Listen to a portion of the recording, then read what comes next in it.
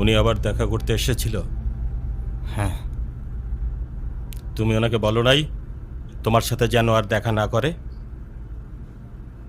ওনাকেও বলছি আর আপনাকেও বলছি, আমাকে আমার মতো থাকতে দেন। কেন কল করেন বারবার? ঈশান, আমি তোমার বাবা। ও প্লিজ, যখন দরকার ছিল তখন তো কেউ ফিরেও তাকাননি আমার দিকে, তো এখন কেন?